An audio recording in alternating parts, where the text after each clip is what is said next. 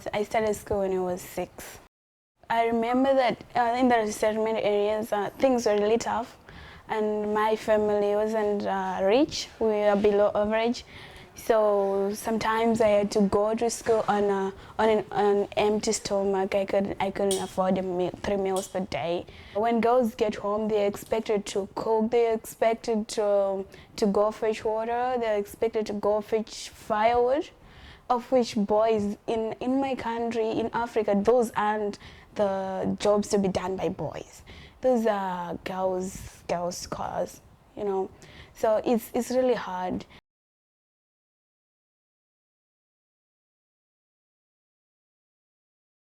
The United Nations, when they're going to sit around and plan for the agenda, there are so many cries. I have been looking at it like there are so many cries against girl violence, against girls, against child marriages, and there are so many cries. People saying stop, stop, stop, but then people are not stopping.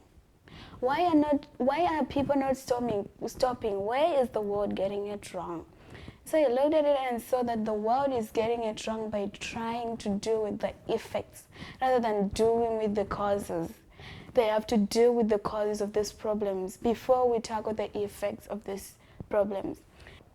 The United Nations is not giving its all. It's not giving all the resources that are available to education, and especially girl education. So what this petition is all about is to get the United Nations to include education in the post-2015 agenda, to put so much into girl education. Most of them would come to me with problems like, I've got this problem, I've got this problem, I've got this problem. But it was like, you're facing less problems than I did. I faced a lot. Life is not always about, it's not always a bed full of roses.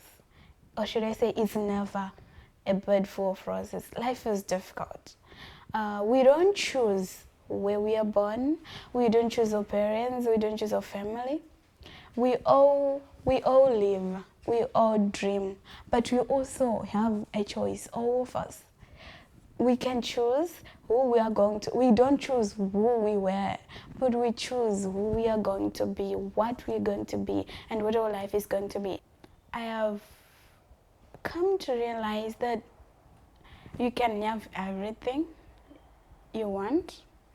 You can have everything you dream of, but you don't enjoy those things you don't enjoy those things alone. So I realized true happiness only comes from impacting someone's life. Like, as for me, the life I want to live, I'm not even clear, like, I want to have this, I want to have those, I want to have this. But what I know is, in my life, I want someone to look at me and say, Maud, because of you, I didn't give up. That's the kind of life I want. A life that goes beyond being Maud's.